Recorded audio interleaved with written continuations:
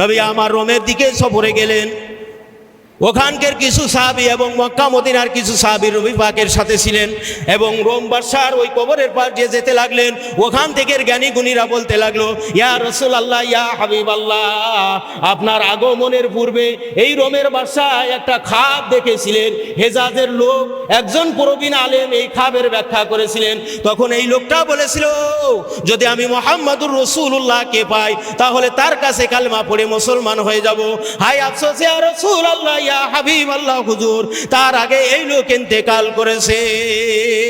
নবীজি আমার বললেন, এই রোমের বাদশা নওশারা আল্লাহর জান্নাতি। সুবহানাল্লাহ। এক ওয়াক্ত নামাজ পড়ছেন, রোজা করছেন, নবীকে দেখছেন না, অগ্রিম মহব্বত করে পিয়ারে হাবিবের শান আর মানকে পিয়ার করে মহব্বত করার কারণে একজন রোমের পাদ্রী, আপনার আগুন পূজক, সে কি হয়েছে, নবীর মহব্বত অগ্রিম কলমা পড়ার কারণে সে মুসলমান হয়ে গেল, আল্লাহর জান্নাতি হলেন। সাহাবায়ে কিরাম হুজুরকে দিয়ে আল্লাহর নবী সাল্লাল্লাহু আলাইহি সাল্লাম বাদশা নওশারার কবরকে জিয়ারত করলেন। বলেন সুবহানাল্লাহ। এখন এত শান, এত মান, এত মর্যাদা আল্লাহ পাক কেন দান করছেন? ইসলামের কয়েকটা দিক আছে। যেমন রাষ্ট্র পরিচালনা করতে গেলে আপনার কি একজন শিক্ষামন্ত্রী লাগে কি না? আপনার শিল্প মন্ত্রণালয় ওই একটা দায়িত্ব আছে। আপনার এরকম বিভিন্ন মন্ত্রণালয় সিস্টেম আছেন না? নবী পাক সাল্লাল্লাহু আলাইহি সাল্লাম বলেন, সমস্ত বিশ্ব মানবতার মুক্তির দূত, ওমা আরসালনাকা ইল্লা রাহমাতাল লিল আলামিন, সমস্ত আলমের জন্য। কত আলম! এখান থেকে সিদরাতুল মুনতাহা পার হয়ে যায়। সিদরাতুল মুনতাহা পার হওয়ার পরে মিল্কির ওয়ের মধ্যে এক একটা ছায়াপথ আছে। এই সূর্যটা পৃথিবীর চাইতে 9 লক্ষ না 13 লক্ষ গুণ বড়। তার চাইতে এক একটা ছায়াপথের দৈর্ঘ্য আরো কোটি লক্ষ গুণ বড়। সুবহানাল্লাহ। আমরা অনেক সময় বলি না বিশ্ব নবী। কি নবী? বিশ্ব নবী। বিশ্ব কি? Arab, Europe, Qatar, Kuwait, Japan, Jordan, Bangla, Pakistan, India ইত্যাদি, এই মিলে হয় বিশ্ব। কিন্তু আসলে বিশ্ব নবী বললে নবী শান কমানো হয়। আলাম আর বিশ্ব এক জিনিস না। আলাম কি জিনিস? এই নিচের দিকেও আছে, এই মধ্যবর্তী অবস্থানেও আছে, উপরেও আলাম আছে। বলেন সুবহানাল্লাহ। অর্থাৎ সমস্ত জিনিসের জন্য, সমস্ত আলামের জন্য নবী পাক হলেন রাহমাতাল লিল আলামিন। কথা এবার বুঝতে পারলেন? এই বলে এই নিয়ে ঠেলাঠেলি, হাসলাহাসলি, ওরে কাফের, ওরে মোশরিক, করে ইত্যাদি ইত্যাদি বলা যাবে না। নবী পাক সাল্লাল্লাহু আলাইহি সাল্লামের ওই রকম বিভিন্ন সেকশন ছিল। কিছু সংখ্যক সাহাবী যুদ্ধই রত আছে। কিসে রত আছে? যুদ্ধই রত আছে। কিছু দাওয়াত ও তাবলীগের কাছে রত আছে। কিছু ইলম চর্চার কাছে রত আছে। আহলে সুফফা কয়েকজন সাহাবী তারা বসে যখন কোন ওহী নাযিল হচ্ছে সঙ্গে সঙ্গে কেউ বা কাটে, কেউ বা বাসে, কেউ বা চামড়ায়, একদল নেলে আমরা টুপলা টুপলি নিয়ে আল্লাহর রাস্তায় আইছি। আরো বহু সাইড তোমাদের থেকে গেছে। সাল্লাল্লাহু আলাইহি সাল্লামের মিলাদ শরীফ উপলক্ষে সিরাতুন নবী, ঈদে মিলাদুন নবীর মাহফিলে আল্লাহ দিন সম্পর্কে কিছু বলবার, শুনবার তৌফিক শক্তি আল্লাহ তাআলা দান করছেন। এই জন্য অন্তর স্থল থেকে শুকরিয়া আদায় করি। সবাই বলে আলহামদুলিল্লাহ। দুরূদ সালাম বর্ষিত হোক মুক্তির মরবাত সরওয়ারে কায়নাত আকাইনাম তাজদারে মদিনা আহমদ মুস্তাফা মোহাম্মদ মুস্তাফা হযরত রাসূল পাক সাল্লাল্লাহু আলাইহি ওয়াসাল্লামের প্রতি। আল্লাহর নবী সাল্লাল্লাহু আলাইহি সাল্লাম ইরশাদ ফরমান, যেই ব্যক্তি আমার নামে দুরূদ শরীফ পড়ে এবং আমার কবরকে জিয়ারত করে, আমি রাসূলুল্লাহ সাল্লাল্লাহু আলাইহি সাল্লাম তার জন্য শাফায়াত করা আমার জন্য ওয়াজিব হয়ে যায়। সুবহানাল্লাহ। একবার দুরূদ শরীফ পড়লে আল্লাহ পাক রব্বুল আলামিন ওই বান্দাবান্দির পরে খুশি হয়ে নামায় আমল থেকে 10টা গুনাহ মুছে দেয়, 10টা নেকি দান করে, 10টা রহমত দান করেন। সুবহানাল্লাহ। তো দুনিয়ার মধ্যে যত প্রকারের নেতা আছে, যত বড় নেতা আছে, যত প্রকারের ধনী আছে, যত মানি লোক আছে, কারণ নাম নিলে এরকম নেকি হয়? কারণ নাম নিলে নেকি হবে না। কিন্তু এমন একজন নেতা, এমন একজন মহামানুষ, এমন একজন রাসূল যার কোনো তুলনা, সমকক্ষ কোনো কিছুই ধারণা করাও কি ভুল। সুবহানাল্লাহ। তেমন একজন নবীর উম্মাত করে আল্লাহ পাক রব্বুল আলামিন আপনাকে আমাকে কি করছেন? কবুল করছেন। শুকরিয়া তান সবাই বলেন আলহামদুলিল্লাহ। যেই ব্যক্তি নিয়ামত পেল, নিয়ামতের শুকরিয়া আদায় করলো, আল্লাহ পাক রব্বুল আলামিন তার নিয়ামতকে বৃদ্ধি করে দেন। সুবহানাল্লাহ। আর যেই ব্যক্তি নিয়ামত পাওয়ার পরে নিয়ামতের শুকরিয়া আদায় করে না, আল্লাহ বলেন আমি তার থেকে নিয়ামতকে ছিনাইনি। শুধু তাই না, ইন্না আযাবি লা শাদীদ, কঠিনতম কঠিন আযাবের মধ্যে গ্রেফতার করে দিই, নাউযুবিল্লাহ। এই জন্য নবী পাক সাল্লাল্লাহু আলাইহি সাল্লামের মিলাদ শরীফের মাস মৌলুদুন নবী বলা হয়, অর্থাৎ জন্ম অনুষ্ঠান। শরীফ শব্দ যোগ করা হয় সম্মানিত বলে। ঈদ কেন বলা হয়? ঈদ মানে খুশি, মিলাদুন নবী মানে নবী পাক সাল্লাল্লাহু আলাইহি সাল্লামের জন্ম দিবস বা জন্ম মাস ইত্যাদি। যেহেতু রাসূল পাক সাল্লাল্লাহু আলাইহি সাল্লাম তিনি এমন একজন নবী যার জুতোটাকেও মুবারক বলতে হবে। জুতোটাও কি মুবারক, থুতু মুবারক, আপনার পিসাব মুবারক, পায়খানাও কি মুবারক। যদি কোন কীরকম, আল্লাহর হাবিব সাল্লাল্লাহু আলাইহি সাল্লাম যেই জায়গায় পায়খানা করছেন, আল্লাহ পাক রব্বুল আলামিন সেখানে সোনার খনি দান করেছেন, সুবহানাল্লাহ। আল্লাহর নবীর একজন দাসী ছিল, নাম ছিল শিফা। গভীর রজনীতে আল্লাহর হাবিব কাঠের পাত্রে পিসাব করছেন, একটু অসুস্থ তো কাঠের পাত্রে পিসাব করার পরে সকালবেলায় হযরতে আয়েশা সিদ্দিকা রাদিয়াল্লাহু তাআলা আনহু ওই দাসীকে বললেন, যাও এই পিসাবটা ফেলে দিয়ে আসো। আল্লাহর নবীর পিসাব দিয়ে মেশকো আম্বারের চাইতে বেশি ঘ্রাণ বেরোচ্ছে। ওই দাসী, ওই শেফা ওই ঘ্রাণ পেয়ে লোভ না সামলাতে এবার ডকডক করে গিলি খেয়ে ফেলছেন, সুবহানাল্লাহ। নবীজি আবার বুঝতে পারলেন যে নিশ্চয়ই এমন কিছু একটা হয়েছে, যেহেতু নবী সামনেও যা দেখেন, ডানেও তাই দেখে, বাইরেও তাই দেখে, পিছনে দেখে, কারণ ইনি হলেন নূর, নূরে মুদাসসাম নবী মুহাম্মদুর রাসূল সাল্লাল্লাহু আলাইহি ওয়াসাল্লাম। তো বললেন, শিফা পিসাব দিয়েছিল, কি করলে? এই থরথর করে কাঁদতে স্যার বলছে, ইয়া রাসূলুল্লাহ, ইয়া হাবিবাল্লাহ, গোস্তাকি ক্ষমা করবেন, আপনার এই পিসাব দিয়ে এত পরিমাণে সুঘ্রাণ বের হচ্ছিল, আমি লোভ সামলাতে না পেরে আমি এটা কি করেছি, পান করে ফেলেছি। নবী আমার ডাক দিয়ে বললেন, শেফা, আল্লাহ পাক রব্বুল আলামিন তোমাকে যতদিন দুনিয়াতে হায়াত দান করবে, তোমার হার্টের রোগ সহ পেটে কোনোদিন কোনো রোগও হবে না, সুবহানাল্লাহ। নবীজির পিসাবটার মধ্যেও রয়েছে শেফা, নবীজির পিসাবের মধ্যে রয়েছে রহমত, বরকত, করুণা। যেহেতু এমন একজন নবী, আল্লাহর সৃষ্টির সর্বপ্রথম যাকে কেন্দ্র করে আল্লাহ পাক আসমান, জমিন, লৌহ, কলম, আরশ, কুরসি সব কিছুকে কি করছেন, সৃষ্টি করছেন, সুবহানাল্লাহ। সেই নবীজির মিলাদের মাস। শুধু হাকিমুল উম্মাত মুজাদ্দিদে মিল্লাত আশরাফ আলী থানভী রাহমাতুল্লাহ আলাইহি কিতাবের মধ্যে লিখছেন, এই নবী পাকের সিরাতের মাহফিল, মৌলুদ শরীফের মাহফিল শুধু বছরে একবার না, শুধু রবিউল আউয়ালের সাথে নয়, বরং প্রত্যেকটা মানুষের, প্রতিটা ব্যক্তির, প্রত্যেক বাড়ি বাড়ি, প্রত্যেক দোকানে দোকানে, প্রত্যেক মোড়ে মোড়ে হওয়া নিতান্ত বাঞ্ছনীয়, সুবহানাল্লাহ। অর্থাৎ এই সিরাত পাকের মাহফিল, নবী পাকের মৌলুদ শরীফের মাহফিল প্রত্যেকটা বাড়ি বাড়ি হওয়ার দরকার, প্রত্যেকটা মোড়ে মোড়ে হওয়ার দরকার, প্রত্যেক বাজারে বাজারে হওয়ার দরকার। তার কারণ আল্লাহ পাক রব্বুল আলামিন তিনি মহান আল্লাহ, আর তার একমাত্র গুণধর হাবিব তিনি হলেন নবী মুহাম্মদুর রাসূলুল্লাহ সাল্লাল্লাহু আলাইহি ওয়াসাল্লাম।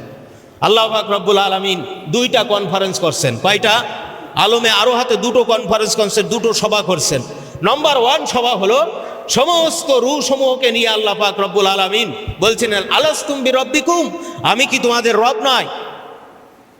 তো সমস্ত রূহ সেই দিন সাক্ষ্য দিছিলেন যে কলু বালা, হ্যাঁ আপনি আমাদের রব। এখানে অনেক নুক্তা আছে, কেউ আগে উঠছিলেন, কেউ পাশে উঠছিলেন, পরবর্তী, এখানে মেলা কথা আছে।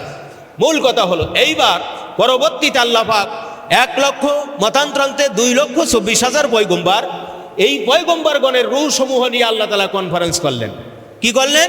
যে আমি তোমাদের মধ্যে এমন একজন নবী দেব, যেই নবী যখন তোমাদের মধ্যে প্রকাশ পাবে যে নবী এসেছে। কাদেরকে বলছেন? নবীদেরকে। তাহলে এক কথা দ্বিতীয়বার বলা মানে আল্লাহ তার হাবিবের শানটাকে ঊর্ধ্ব করে দিচ্ছেন, বড় করতেছেন, সুবহানাল্লাহ। তো বললেন যে তোমাদের নবুয়াত চলাকালীন যদি নবী মুহাম্মদুর রাসূলুল্লাহ সাল্লাল্লাহু আলাইহি সাল্লাম আসে, তাহলে তোমাদের নবুয়াতি ওই জায়গায় খতম হয়ে যাবে, তোমরা আমার হাবিবের কাছে কলমা পড়ে মুসলমান হবে। এবং শুধু তাই না, আমি তাকে একটা দিন দান করব, ইন্না দ্বীন ইনদাল্লাহিল ইসলাম। ওই ইসলামকে প্রতিষ্ঠিত করার জন্য জারি কায়েম করার জন্য তাকে তাইদ মদদ শক্তি পরিমাণে সাহায্য সহযোগিতা করতে হবে। তোমরা কি করবে? সমস্ত পয়গম্বরগণ বলেছিলেন হ্যাঁ আমরা করব, সুবহানাল্লাহ। তো এই দুটো কনফারেন্স করে, একটা হলো মানুষ থেকে আল্লাহ তার স্বীকারোক্তি নিলেন, 2 নম্বর করলেন কি যে পয়গম্বর আলাইহিস সালামকে তার হাবিবকে শ্রেষ্ঠত্ব দান করার সেই ইমামুল মুরসালিন ওই দিন প্রমাণিত হলো। আল্লাহর হাবিব যেদিন মিরাজ শরীফে গেলেন, ফাযানা মুয়াজ্জিনুন, ওই বাইতুল মুকাদ্দাসে মসজিদের ওই দিন আপনার মুয়াজ্জিন ছিল নাজালা বিহির রূহুল আমিন, অর্থাৎ হযরতে জিবরাইল আলাইহিস সালাতু ওয়াস সালাম। আর মুসল্লি ছিলেন সমস্ত নবী রাসূলগণ ফেরেশতা, এবং ইমাম ছিলেন হযরত মুহাম্মদুর রাসূলুল্লাহ সাল্লাল্লাহু আলাইহি ওয়াসাল্লাম। আল্লাহ পাক রব্বুল আলামিন আউয়ালু খালাকাল্লাহু আলা নূরিহি, প্রথম আল্লাহ পাক নূর তৈরি করলেন নবী মুহাম্মদুর রাসূলুল্লাহ সাল্লাল্লাহু আলাইহি ওয়াসাল্লামের নূর মুবারক। আরশে আজিমের ছাদের পরে ওই নূরটাকে জ্বালাইতেছেন, টুপ টুপ টুপ টুপ করে জ্বলতেছেন। আরশে আজিমকে ডাক দিয়ে আল্লাহ পাক বলছেন, হে আরশে আজিম, তুমি কি জানো তোমার মাথার পরে আমি কি রেখেছি, ছাদের পরে কি রেখেছি? আরশে আজিম ডাক দিয়ে বলছেন, ক্বালু সুবহানাকা লা ইলমা লানা ইল্লা মা আল্লামতানা ইন্নাকা আনতাল আলিমুল হাকীম। আল্লাহ, আপনি আমাকে যতটুকু জ্ঞান দান করেছেন, যতটুকু ইলম দিয়েছেন, ওর বাইরে আমি কিছুই জানি না। আল্লাহ পাক রব্বুল আলামিন বললেন, ওটা হলো একটা নূর। ওটা হলো কি? একটা নূর। তখন কি রকম নূর? জিজ্জির জিজ্জির করে জ্বলতেছে, আলো হচ্ছে। আল্লাহ, এটা কি? বলে, এটার কদরও তুমি বুঝবে না। একদিন এই নূরের হাত হবে, পা হবে, সুন্দর একটা দেহ হবে, গঠন হবে, সেই দিন তুমি বুঝতে পারবে এই নূরের নামটা কি। সুবহানাল্লাহ। আদম আলাইহিস সালাতু ওয়াস সালাম আবুল বাশার, তিনি কি? আবুল বাশার, সমস্ত মানবের বাপ। আবুল বাশার, লা ইলাহা ইল্লাল্লাহ আদম সফিহুল্লাহ। আদম আলাইহিস সালাম হলেন কি? সমস্ত সকল একেবারে প্রধান আপনার প্রথম মানব। আল্লাহ পাক রব্বুল আলামিন ওই নূরটাকে আদম আলাইহিস সালামের এই পিঠ মুবারকের ডাইন হাতের এই আপনার বাহুসুদয় জায়গায় দিলেন। দেওয়ার পরে ফেরেশতারা আসে, চুম্বন করে, তওয়াফ করে। তা আদম আলাইহিস সালাম আল্লাহকে বলছেন, আল্লাহ, এই কি নূর দিলেন? আমি তো কিছু দেখতেও পারি না, আবার দেখি ফেরেশতারা তওয়াফ করে, তো আমরা কি করার? তা আল্লাহ পাক রব্বুল আলামিন কি করলেন? ওই নূরটাকে ট্রান্সফার করে নিয়ে এসে কপালে দিলেন। কোথায় দিলেন? কপালে। কপালে যদি কিছু থাকে কি দেখা যায়? আয়না ছাড়া দেখা যাবে? ও সেই সময় কি আয়না ছিল? কি ছিল না। এই কপালের পরে দেশে দিলে, এবার কপালে এসে ফেরেশতারা চুম্বন করে, তাওয়াফ করে। আদম আলাইহিস সালাম বলেন, আল্লাহ, এ কি? একে যেই অবস্থা এখনো তো একই অবস্থা। আল্লাহ বললেন, আদম, তুমি তো আমাকে বলনি, বলেছো পিছনে আছে, সামনে দাও। আমি সামনে দিয়ে এসেছি। এরপর আল্লাহ পাক রব্বুল আলামিন আল্লাহর হাবিবের নূরকে হযরত আদম আলাইহিস সালামের এই ডাইন হাতের বুড়ো আঙ্গুলের পরে এনে রাখলেন। সুবহানাল্লাহ। ফেরেশতা পাকগুলো এসে আল্লাহ পুত এবং পবিত্রতা এই বর্ণনা করার পরে এই ফেরেশতা সমূহ সর্বপ্রথম এসে ওই নূরে মুদাসসামকে, নূরুন নবীকে চুম্বন করে আল্লাহর গুণকীর্ত করতে লাগলেন। সুবহানাল্লাহ। জিকির করেন না? জিকির আসলো কোথা থেকে মিয়া?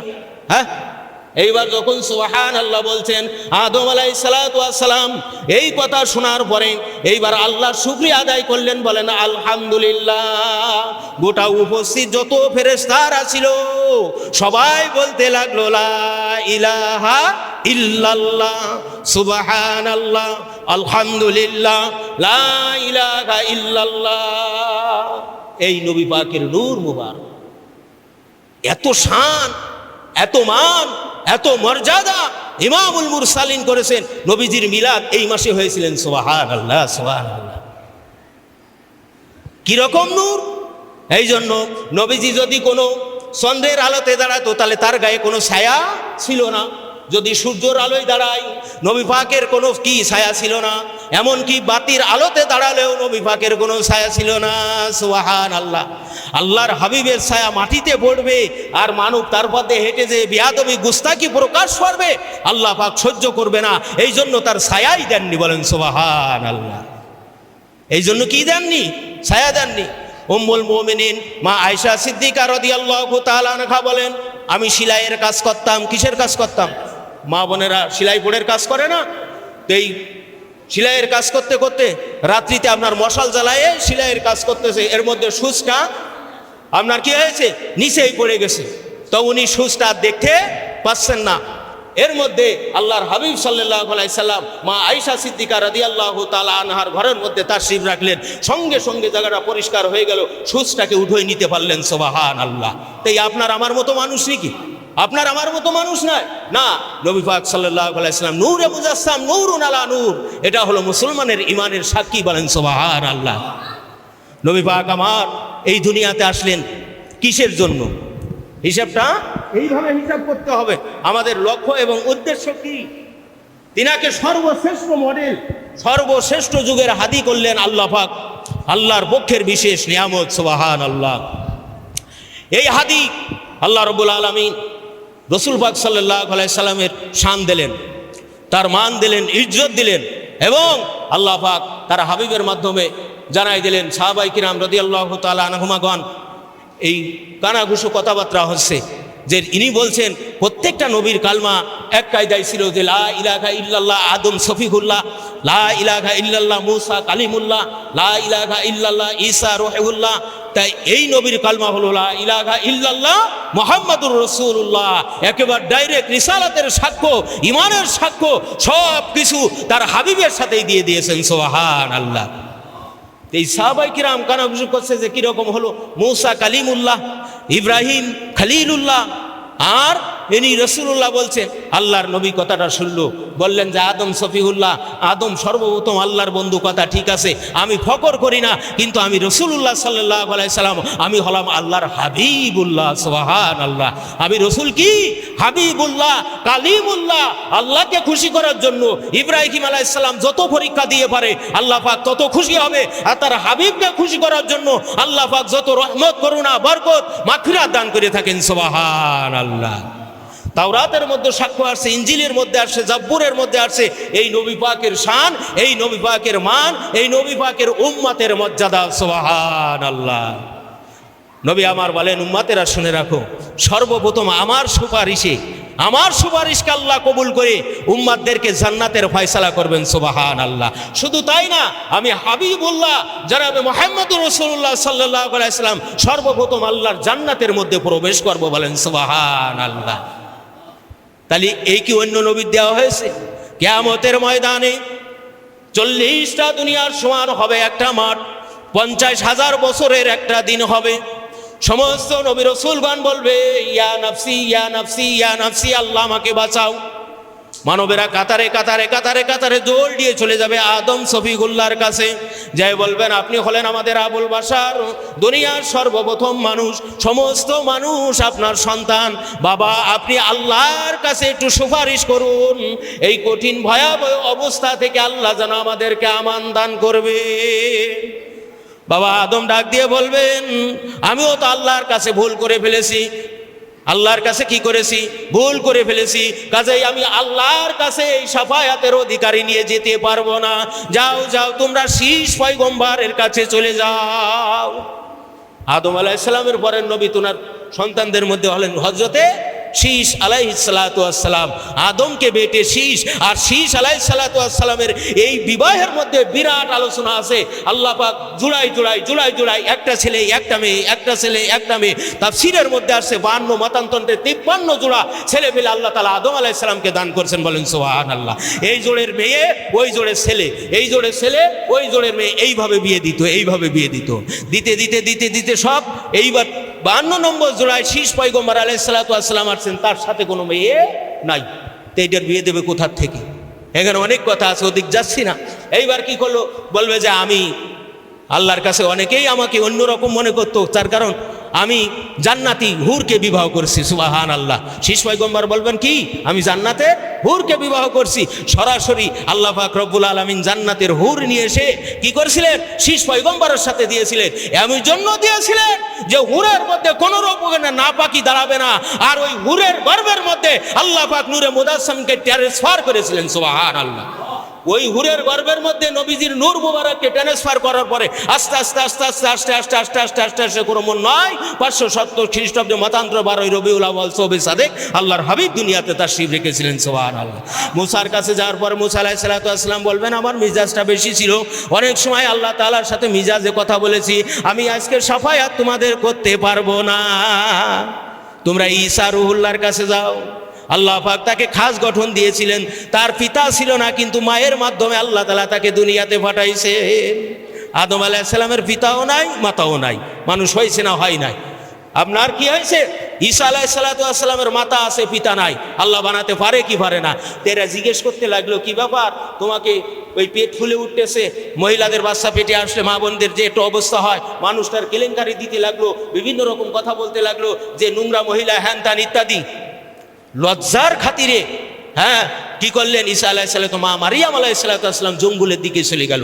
দেখবেন খ্রিস্টানদের গির্জার সামনে একটা মহিলা দাঁড়ানো আছে, ছবি পাথর দিয়ে বানানো আছে, চারিপাশে গিলাস দিয়ে ঢাকা, উপরে আপনার কি করা, এরকম কোলে বাচ্চা নিয়ে মাথা নিচু করে। অর্থাৎ ঈসা আলাইহিস সালাম যখন জন্মগ্রহণ করলেন, ওনাকে নিয়ে যখন জমিনের পরে আসলো, লজ্জাতে উনি মাথাটা কি করেছিলেন, নিচে রাখছিলেন। যেহেতু মানুষেরা এই গোপন খবর তো জানে না, ঘটাচ্ছেন কে?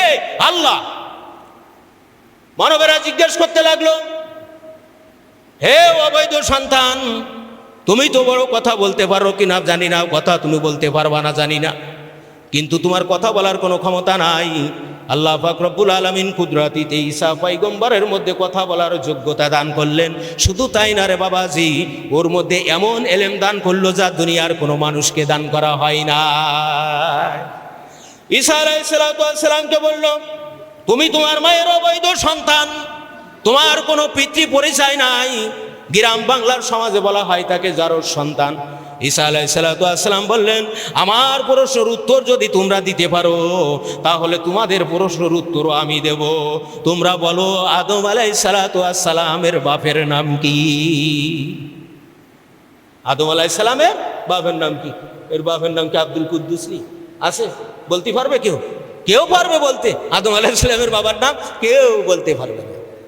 2 নম্বর আমার প্রশ্ন হলো, দুনিয়ার পরে অগণিত বড় মুরগি, হাঁস এইগুলো জন্মগ্রহণ করেছে, এর ডিম আগে নাকি মুরগি আগে আমাকে বলতে হবে। এর ডিমটা আগে আসলো না মুরগি আগে আসলো? যদি বলেন ডিম আগে আসে, তাহলে ডিমটা পাল্টে কিসি, মুরগি লাগবে না। যদি বলেন যে মুরগি আগে আসবে, তাহলে এই মুরগি তো ডিমের থেকে বাচ্চা হয়, কথা ঠিক যাবে ঠিক। আল্লাহ যখন এই কিছু ঘটাতে পারে, সেই আল্লাহর হুকুমে আমি পুত ও পবিত্র একটা সন্তান, আল্লাহর পক্ষের বার্তাবাহক ঈসা রুহুল্লাহ, এতে কোনো সন্দেহ নাই। সুবহানাল্লাহ। ঈসা নবীর এই মাকাম আল্লাহ তার মুআজ্জাজা এত পরিমাণ দিলেন, অন্ধ লোকের চোখে হাত বুলোয় দিয়ে সঙ্গে সঙ্গে অন্ধ লোক ভালো হয়ে যেতে লাগলো। 1000 বছর আগে মানুষ মরে গেছে, সেখানে মাটি দেওয়া আছে। আল্লাহ তাদের মুআজ্জাজা কিরকম দিয়েছিলেন, কুম বিইজনিল্লাহ, আল্লাহর হুকুম উঠে দাঁড়াও। তারা উঠে দাঁড়াইছে, একেবারে সুস্থ মানুষ হয়ে বলেছেন যে ইনি আল্লাহর পয়গম্বর। ইনি কি? আল্লাহর পয়গম্বর, আল্লাহর বার্তাবাহক। আসমানি কিতাব ইনার পরে আছে, ইনি ঈসা পয়গম্বর। সুবহানাল্লাহ। তারপরেও ওই 33 বছর দাওয়াত যাওয়ার পরেও, মেহনত করার পরেও মাত্র 12 জন অনুসারী পাইছিলেন। কয়জন? 12 জন অনুসারী পাইছিলেন। 12 জন। আমরা তো শুনলাম যে ঝিনেদাই খিদা ক্যান্সার রোগী সেরে দিচ্ছে, অনেক আগের ঘটনা। মুরগি রান্না করে নিয়ে যেতে হবে। আল্লাহুম্মা সাল্লি আলা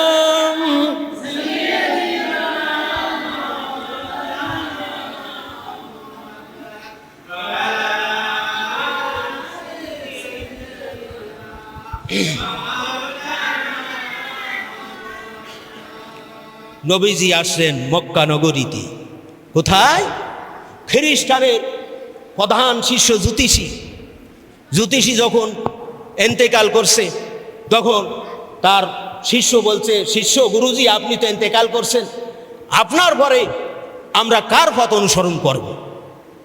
তো উস্তাদ ছাত্র গুরুর মধ্যে এরকম কথা হয় কি হয় না?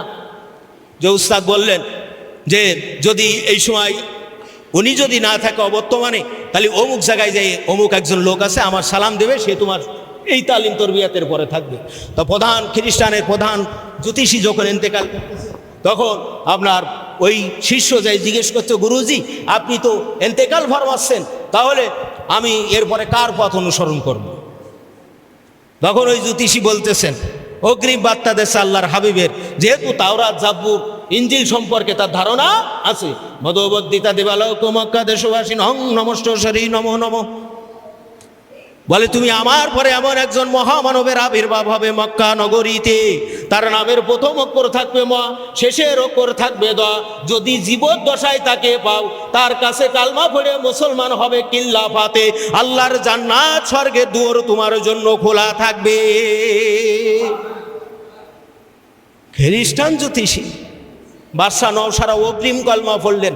আল্লাহর হাবিব দুনিয়াতে আসলেন, আসার পরে যখন আপনার রোমের দিকে সফরে গেলেন, তখন শুনলেন যে আল্লাহর হাবিব দুনিয়াতে আসার 1 বছর আগে বাদশাহ নওশারা একটা স্বপ্ন দেখছিলেন যে রোমের প্রাসাদ ভেঙে গেল, রোমের আগুন পুজো বন্ধ হয়ে গেল, সব রাজ্য তছনছ হয়ে গেল। তখন এই হেজাজ থেকে এই স্বপ্নের ব্যাখ্যা নিয়ে আসা হলো, বলল যে একজন মহামানবের আবির্ভাব হবে, মহান নবী, তিনি হবে মোহাম্মদ রাসূলুল্লাহ সাল্লাল্লাহু আলাইহি সাল্লাম। তিনি যেই দিন দুনিয়াতে তাশরীফ রাখবেন সেই দিন রোম সাম্রাজ্য ধ্বংস হয়ে যাবে, ছিন্ন বিচ্ছিন্ন হয়ে যাবে, আর আগুন পূজার সিংহে ওই দিন বন্ধ হয়ে যাবে। তখন উনি আফসোস করে বলছিলেন, হাই রে, যদি আমরা তার উম্মত হতে পারতাম, আমি যদি হায়াত দশায় সেই নবীকে পাই, তার কাছে কলমা পড়ে মুসলমান হব। নবী আমার রোমের দিকে সফরে গেলেন। ওখানকার কিছু সাহাবী এবং মক্কা মদিনার কিছু সাহাবী নবী পাকের সাথে ছিলেন, এবং রোম বাদশার ওই কবরের পার দিয়ে যেতে লাগলেন। ওখান থেকে জ্ঞানী গুণীরা বলতে লাগলো, ইয়া রাসূলুল্লাহ, ইয়া হাবিবাল্লাহ, আপনার আগমনের পূর্বে এই রোমের বাদশা একটা খাব দেখেছিলেন। হেজাজের লোক একজন প্রবীণ আলেম এই খাবের ব্যাখ্যা করেছিলেন। তখন এই লোকটা বলেছিল, যদি আমি মুহাম্মদুর রাসূলুল্লাহকে পাই, তাহলে তার কাছে কালেমা পড়ে মুসলমান হয়ে যাব। হাই আফসোস ইয়া রাসূলুল্লাহ, ইয়া হাবিবাল্লাহ, হুজুর, তার আগে এই লোক ইন্তেকাল করেছে। নবীজি আমার বললেন, এই রোমের বাদশা নওশারা আল্লাহর জান্নাতি। সুবহানাল্লাহ। এক ওয়াক্ত নামাজ পড়ছেন, রোজা করছেন, নবীকে দেখছেন না, অগ্নি মহব্বত করে পিয়ারে হাবিবের শান আর মানকে পিয়ার করে মহব্বত করার কারণে একজন রোমের পাদ্রী, আপনার আগুন পূজক, সে কি হয়েছে, নবীর মহব্বত অগ্রিম কলমা পড়ার কারণে সে মুসলমান হয়ে গেল, আল্লাহর জান্নাতি হলেন। সাহাবায়ে কিরাম হুজুরকে দিয়ে আল্লাহর নবী সাল্লাল্লাহু আলাইহি সাল্লাম বাদশা নওশারার কবরকে জিয়ারত করলেন। বলেন সুবহানাল্লাহ। এখন এত শান, এত মান, এত মর্যাদা আল্লাহ পাক কেন দান করছেন? ইসলামের কয়েকটা দিক আছে। যেমন রাষ্ট্র পরিচালনা করতে গেলে আপনার কি একজন শিক্ষামন্ত্রী লাগে কি না? আপনার শিল্প মন্ত্রণালয় ওই একটা দায়িত্ব আছে, আপনার এরকম বিভিন্ন মন্ত্রণালয় সিস্টেম আছেন না? নবী পাক সাল্লাল্লাহু আলাইহি সাল্লাম বলেন, সমস্ত বিশ্ব মানবতার মুক্তির দূত, ওমা আরসালনাকা ইল্লা রাহমাতাল লিল আলামিন, সমস্ত আলমের জন্য। কত আলম! এখান থেকে সিদরাতুল মুনতাহা পার হয়ে যায়। সিদরাতুল মুনতাহা পার হওয়ার পরে মিল্কির ওয়ের মধ্যে এক একটা ছায়াপথ আছে।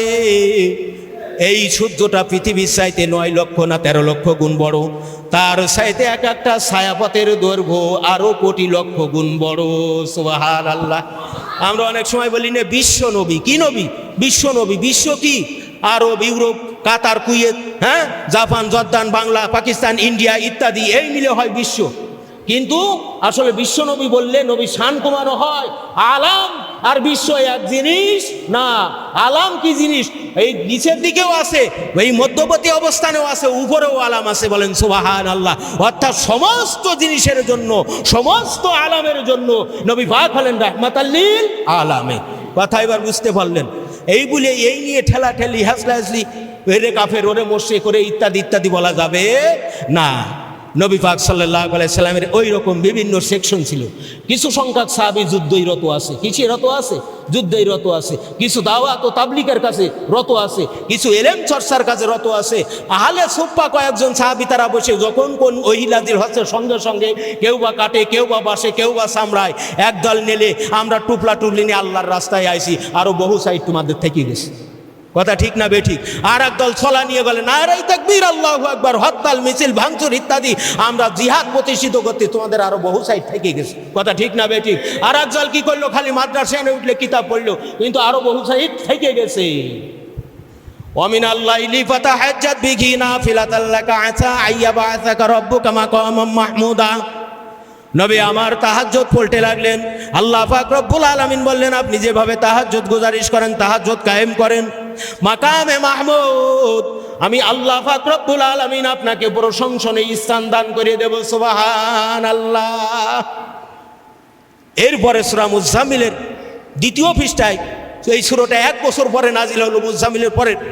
আল্লাহ পাক রব্বুল আলামিন বললেন, হাবিব আপনি যদি ওইভাবে তাহাজ্জুদ পড়েন আপনার পা ফুলে যাচ্ছে, আপনি কি জানেন না এইভাবে যদি আপনি গুজারিশ করেন তাহলে এটাকে আমার ফরজ করে দিতে হবে। তো যখন ফরজ করে দেব, যারা যুদ্ধই আছে তাহলে তাদের অবস্থা কি হবে? যারা দ্বীনে তালিম নিয়ে দাওয়াতের মেহনতে গেছে তাহলে তাদের অবস্থাটা কি হবে? এখন আল্লাহর হাবিব কি করলেন? ওইটা শিথিল করে দিলেন। সেটা কি হয়ে গেল? কম হয়ে গেল, ওটা নফলের মধ্যে গণ্য হয়েছেন। সুবহানাল্লাহ। এই জন্য নবী প্রেরণের উদ্দেশ্য জানতে হবে। মামান আল গরজ, নবীকে আল্লাহ কেন প্রেরণ করলেন? উদ্দেশ্য কি?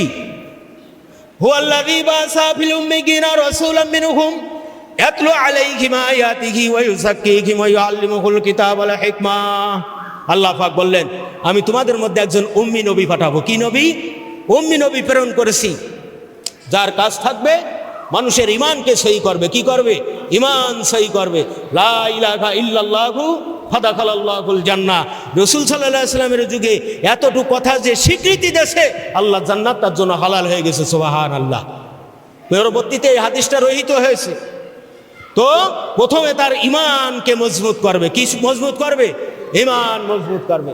ইমান মজবুত করার পর আল্লাহর কোরআনের আয়াত সমূহ পাঠ করে করে এই মানুষদেরকে শিক্ষা দেবে কিভাবে তোমরা সালাত কায়েম করবে, কিভাবে যাকাত আদায় করবে, কিভাবে রাষ্ট্র পরিচালনা করবে, কিভাবে ইনসাফ প্রতিষ্ঠিতা করবে, কিভাবে একজনের সাথে আর একজনের আমানত তোমরা রক্ষা করবে, কিভাবে শান্তি শৃঙ্খলা প্রতিষ্ঠিত করবে, কিভাবে ইকামতে দিন দুনিয়ার পরে প্রতিষ্ঠিত করবে। এই আয়াত সমূহ কাল ক্রমান্বয়ে যুগে যুগে যুগে যুগে আল্লাহু আকবার স্থান কাল পাত্র ভেদে দীর্ঘ 23টা বছর ধরে নবী পাক মুহাম্মদুর রাসূলুল্লাহ সাল্লাল্লাহু আলাইহি সাল্লামের কাছে আল্লাহর কিতাব নাজিল হয়েছে। সুবহানাল্লাহ। ইমান যখন সহি হবে, হে নবী আপনাকে যে নবী বলে স্বীকার করে নেবে, কালেমাটা মুখে স্বীকার করবে, অন্তরে বিশ্বাস করবে, একমাত্র আল্লাহর রাজি খুশি করার জন্য কাজ করবে। আল্লাহ পাক রব্বুল আলামিন এই কালমার মধ্যে এই হাকিকত দিয়ে এই ইমানকে মজবুত করে দিলেন।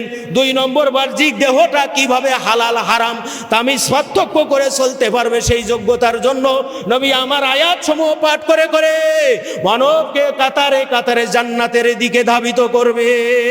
সুবহানাল্লাহ। 3 উদ্দেশ্যে 2টা গেল।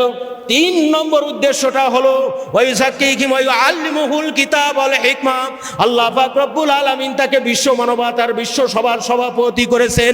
এমন হিকমত, এমন ইলম আল্লাহ দান করেছেন যা দুনিয়ার কোনো শিক্ষক দান করতে পারবে না বলে নবী মুহাম্মদুর রাসূলুল্লাহ সাল্লাল্লাহু আলাইহি ওয়াসাল্লামের মূল শিক্ষক হলেন আল্লাহ। হিকমত দিয়ে, তাদের আত্মশুদ্ধি দিয়ে অন্তরটাকে পরিশুদ্ধ করে দেবে। ওয়ায়ুযাক্কিহিম ওয়া ইউআল্লিমুহুমুল কিতাব ওয়াল হিকমা আল ফাহমু ওয়াল ইলমু ওয়াত তাইর। অনুধাবন শক্তি তাদের মধ্যে দেবে, তাদের বিবেচনাকে বৃদ্ধি করে দেবে। তারা কিছু জানতো না, কিন্তু তাদের যখন জানাই দেওয়া হয়েছে সঙ্গে সঙ্গে তারা সংশোধন হয়ে গেছে, আল্লাহর জান্নাতি হয়ে গেছে। বলেন সুবহানাল্লাহ। তাহলে রাসূল প্রেরণের উদ্দেশ্য ঈমান ঠিক করবে, আকিদাকে ঠিক করবে, আকাইদটাকে আঁকড়ে ধরবে। 2 নম্বর বাহ্যিক দেহ এই জিসিমটাকে পরিবর্তন করার জন্য, পরিচালনা করার জন্য আল্লাহ পাক জাহিরি ইলম দান করেছে। ওয়াজারুল জাহিলাল ইসমু বাতিনাহু। এই জাহিরি ইলম শিক্ষা করার কারণে এটা ইনসাফ প্রতিষ্ঠিত করবে। আল্লাহু আকবার। গুনার পথে পা দিয়ে হেঁটে যাবে না, মুখ দ্বারা গুনার সাক্ষ্য দেবে না, হাত দ্বারা গুনার কাজে স্বাক্ষর করবে না, আরেকজনের জমিন ঠেলে খাবে না, বেপরদা দাইসের মতো চলবে না, আরেকজনের মাল নিয়ে আত্মসাৎ করবে না, ক্ষমতার বড়াই করে আল্লাহু আকবার মাজলুমকে নিপাত করিয়ে দেবে না। ইনসানকে ঠিক রাখার জন্য আল্লাহর পক্ষের এই দেহ খানাম বন্ধুগণ যদি আল্লাহর হুকুম দিয়ে ভালোভাবে বাস্তবায়ন করা যায়, হাক্কানি আলেম আরেফ হওয়া যায়, আল্লাহর রাহে জীবনটাকে দেওয়া হয়, কোটি কোটি বছর মাটির নিচেই থাকবে। আল্লাহ পাক রব্বুল আলামিন এই দেহটাকে মাটিকে খাওয়া হারাম করে দেবে। কয়েক শ্রেণীর লোকের দেহ মাটির জন্য হারাম করে দেওয়া হয়েছে। ভালো একটা ইস্পাত লোহার দা বানালেন, বানাই মাটির মধ্যে ঢুকিয়ে দিলেন দাঁত দোত দিয়ে, যেহেতু ভালো ইস্পাতের, এতে বোধহয় ঝং ধরবে না। 15 দিন পরে বা 1 সপ্তাহ পরে, 2 দিন পরে, 1 দিন পরে উঠে দেখবেন মরিচা পড়ে কি পড়ে না। মাটিকে আল্লাহ তাআলা এমন একটা ক্ষমতা দান করছেন, মাটির নিচেই যা যাবে খেয়ে যাবে, হজম হয়ে যাবে, খেয়ে ফেলবে। কিন্তু নবীদের দেহ মাটি ভক্ষণ করা হারাম করে দিয়েছে। যারা আল্লাহর রাস্তায় শহীদ হয়ে গেছে তাদের দেহ ভক্ষণ করা আল্লাহ কি করেছেন? হারাম করে দিয়েছে। শুধু তাই না, আল্লাহ ইন্না আউলিয়া আল্লাহু লা ইয়ামুতুন বাল মুনতাকিরুন দারুন ইলা দার আও কামা কালা নবী আলাইহিস সালাতু ওয়াস সালাম। নবী আমার বলেন, উম্মতেরা শুনে রাখো, আল্লাহর ওলিদের দেহটাকে মাটির জন্য হারাম করে দেওয়া হয়েছে। আল্লাহর ওলি যারা, তাদের দেহ মাটিতে খাইবে না। এই দেহটাকে আল্লাহর হুকুমে পরিচালিত করতে হবে। এর নাম হইল জিসমানি বন্দেগী। কি বন্দেগী? এই কোনো সময় যুদ্ধ করবে, কোনো সময় তালিম দেবে, কোনো সময় ইমামতি করবে, কোনো সময় কি করবে, আপনার রাষ্ট্রীয় ক্ষমতায় বসবে। আমরা তো মাজার ভেঙ্গে সেরেক বুঝই দিচ্ছি, ঠিক না বেঠিক? সেরেকি কি করতেছি? বুঝই দিচ্ছি, কিন্তু অগণিত অসংখ্য সেরেক আছে। এখন একজনের মাথায় বাবরি ছিল, উকুন আইসে, মাথা কেটে ফেলবেন না উকুন মারবেন? আপনারা কি করেন? মাথা কাটতে হবে না উকুন মারতে হবে? উকুন মারলে মাথা বাঁচবে কি বাঁচবে না? এখন মাজার যদি উঠোই দেয় তাহলে কি সেরেক বন্ধ হবে? তাহলে আর সুদ দুনিয়ার থেকে উঠোতে গেলে ব্যাংক সব ভাঙ্গা গুঁড়ো করে দিতে হবে, তাই নাকি? না, ওলিদের মাজার, হাক্কানি আলেমের মাজার যদি থাকে, তাদের কাছে আমরা মাথা নোয়াবো না। একমাত্র আল্লাহকে ছাড়া কাউকে সেজদা দেওয়া যাবে না। যারা সিজদা দেয় ওরা দিয়েই যাব, মাজার উঠোই দিলেও দেবে, কিন্তু এমন কাজ করা যাবে না। আমি মনে করি এরা হলো উচ্ছৃঙ্খল, মুসলমানের মধ্যে কুলু ঢুকানোর জন্য একটা উগ্র জাতি। এই মুসলমানকে, ইসলামী দল যারা করে এদেরকে পচানোর জন্য এই মাজারগুলো ভাঙ্গে এদেরকে কলুষিত করতে বিশ্বর কাছে। কথা ঠিক না বেঠিক? এই জন্য শিরিক করে মাথায় যেমন হুকুন হয়েছে, আমরা রুকুন মেরে ফেলতে হবে, মাথা যেমন কাটবেন না। সেরেক বন্ধ করতে যাইয়ে আপনার কি মাজার ভাঙ্গে কোনো লাভ হবে না। এত কিছু করলেও লাস্টে যায় দেখবেন সব মোল্লার দোষ। হুঁশিয়ার, সাবধান থাকতে হবে। ফ্যাচাং ফ্যাচাং করে খালি কিচিং মারলি হইবে না যে। কথা ঠিক না বেঠিক? ঠিক না বেঠিক? হ্যাঁ, রুটি মাগনা ডাল ফিরি না। দুরূদ শরীফ পড়েন, আল্লাহুম্মা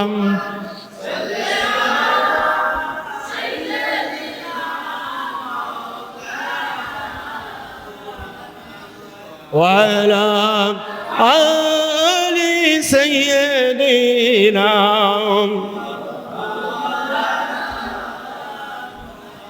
তিন নম্বর নবী কি শুদ্ধ করবেন? আল্লাহ পাক রব্বুল আলামিন 10টা জিনিসের কসম খাইছেন। ওয়াশ-শামসি ওয়া দুহাহা, সূর্যের কসম। ওয়াল কমারি ইজা তালাহা, চন্দ্রের কসম। ওয়াল লাইলি ইজা ইয়াগশাহা, রাত্রের কসম। ওয়ান নাহারি ইজা জাল্লাহা। এইরকম 10টা জিনিসের কসম খাইছে, ভালো মন্দের কসম খাইছে। খাওয়ার পরে বলছেন, কদ আফলাহা মান যাক্কাহা, কদ আফলাহা মান যাক্কাহা ওয়া কদ খাবা মান দাসসাহা। যে তার আত্মটাকে আল্লাহমুখী করতে পারছেন, পরিশুদ্ধ করতে পারছেন। কি করতে পারছেন? পরিশুদ্ধ করতে পারছেন। কোন আত্মা? যেই আত্মার মধ্যে অহংকার নাই। অহংকার কি জিনিস? অহংকার কি জিনিস? লা ইয়াদখুলুল জান্নাতা মান কানা ফি কলবি মিসকালা যাররাতিন মিন কিবর। যার অন্তরের মধ্যে একটা যাররা পরিমাণ অহংকার থাকবে, আল্লাহ পাক রব্বুল আলামিন হিসাব আনতে তাকে জান্নাতে দেবে না। অহংকার কি? আল্লাহর আদেশ এবং নিষেধ বিনা প্রতিবাদে মানিয়া না লওয়া, অন্যকে অবজ্ঞা বা ঘৃণার চোখে দেখার নাম হইল অহংকার বা হিংসা। হয় ফতোয়া মানিতে দিলে চাই না, অহংকার আছে। রসুলের সুন্নাত তরিকায় চলতে মনে চায় না, অহংকার আছে। হ্যাঁ, নবীর তাবেদারি করিতে মনে চায় না, অহংকার আছে। আল্লাহু আকবার। এই অহংকার নিয়ে এই জন্য এগুলার আত্মার রোগ। কিসের রোগ?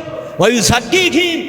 আল্লাহ পাক রব্বুল আলামিন তার হাবিবকে 3 নম্বর দায়িত্ব দিলেন আত্মা পরিশুদ্ধ করার জন্য। কি পরিশুদ্ধ করার জন্য? আত্মা পরিশুদ্ধ। তাহলে ঈমান মজবুত করবে, দেহ পরিশুদ্ধ। এইবার আত্মা যখন পরিশুদ্ধ হতে পারবে, উলাইকা হুমুল মুমিনুন, তারা হবে প্রকৃত মুমিন। আর এর আগে যা সব হবে আংশিক মুমিন। কি মুমিন? আংশিক মুমিন। এই জন্য ইসলাম হলো পরিপূর্ণ। ইসলাম কি? পরিপূর্ণ। লাকাদ কানা লাকুম ফীহি রাসূলুল্লাহি উসওয়াতুন হাসানা। আল্লাহ পাক বলছেন রসুলের আদর্শ তোমাদের জন্য উত্তম আদর্শ। বলেন সুবহানাল্লাহ। অর্থাৎ আমার নবীর কথা, কাজ, মৌন সম্মতি যেটা, সেটাকে হাদিস বলা হয়। এবং সাহাবায়ে কিরাম রাদিয়াল্লাহু তাআলা আনহুমাগণকে যেই কাজ দেখার পরে নবীজি আমার নিষেধ করেন নাই, তাহাই হাদিস। এই হলো হাদিস। হাদিসের মূল অর্থ কথা হলো, হাদিসের মূল ব্যাখ্যা হলো কথা। নবী পাকের কথা, কাজ, মৌন সম্মতি এবং সাহাবায়ে কিরাম হুজুরদেরকে করিতে দেখিয়া নবীজি নিষেধ করেন নাই, সেটাই হলো হাদিস। এটা আমাদের মান্য করতেই হবে। এই জন্য মুক্তি তিন জিনিসের মাধ্যমে। কিসের তিন জিনিসের মাধ্যমে? যখন ঈমান মজবুত হবে তখন দেহটা মজবুত করা যাবে, আর দেহ যখন মজবুত হবে তখন আত্মা মজবুত হবে। এই জন্য কারোর অনিষ্ট করা এটা হিংসা। কি এটা? কি পারস্পরিক কাতরতাকে হিংসা বলে। অর্থাৎ আল্লাহ পাক রব্বুল আলামিন তাকে রহমত, করুণা, বরকত দিয়ে উপরের দিকে উঠাচ্ছেন, আর একজন মানুষ হয়ে তার পা ধরে নিচের দিকে নামাচ্ছেন। তাহলে আল্লাহ চাই উপরে উঠাতে, আর আমি মাকলুক হয়ে মাকলুক চাই তারে নিচের দিকে নামাতে। কেসবো, মিথ্যা কথা বলা হচ্ছে। কিতাবের মধ্যে বলছে মিথ্যা কেন বলে? যে আল্লাহর পরে পরিপূর্ণ বিশ্বাস নাই, এই জন্য মিথ্যা কথা বলে। সত্য কথা বলার পরেও যদি ইন্তেকাল হয়ে যায় সেটার শহীদি মর্তবা দান করা হয়, আর মিথ্যা বলার কারণে যদি ইন্তেকাল হয়ে যায় আল্লাহর রহমতে চিরদিনের জন্য জাহান্নামী হওয়া যায়। কথা ঠিক না বেটি? এটা বোঝে, ওটা বোঝে, সেটা বোঝে, হানো বোঝে, তেন বোঝে, তা বোঝে না। এই জন্য সম্পর্ক রাখতে হবে আল্লাহর সাথে, আর আল্লাহর সাথে সম্পর্ক রাখতে হবে নবীজির সাথে। নবীর সাথে সম্পর্ক রাখতে হলে আল্লাহর নবী বলেন, কোন আলিমান, তোমরা আলেম হও। কি হও? আও মুতাআল্লিমান, আলেম না হতে পারো তাহলে কি হয়ে যাও? তালবে ইলম হয়ে যাও। তালবে ইলম তোমরা হতে পারলে না তাহলে কি হয়ে যাও? আও মুস্তামিয়ান, আলেমেরা যেই কথাগুলো বলে সেটা তোমরা শোনো এবং আমল করো, তাও পারলে না। আও মুস্তামিয়ান আও মুহিব্বান, কম পক্ষে আলেমদেরকে পেয়ারে মহাব্বত করো, ভালোবাসো। ওয়ালা তাকুনুল খামিস, নবী আমার বলেন 5 নম্বরে যেও না। 5 নম্বরে যদি যাও দুনিয়াতে থাকাকালীন কপালে পড়বে ঝাঁটা, কবরে খাবি লাথি, কাঁদতে কাঁদতে কাতারে কাতারে কাতারে আল্লাহর জাহান্নামে যাওয়া লাগবে। একমাত্র আলেম হলে মুফতি, না হয় তালবে ইলম হতে হবে, না হয় শ্রবণকারী হতে হবে। কমপক্ষে একেবারে না পারলেও আলেমদেরকে মহাব্বতকারী হতে হবে। ওয়ালা তাকুনুল খামিস, খবরদার 5 নম্বর হইও না।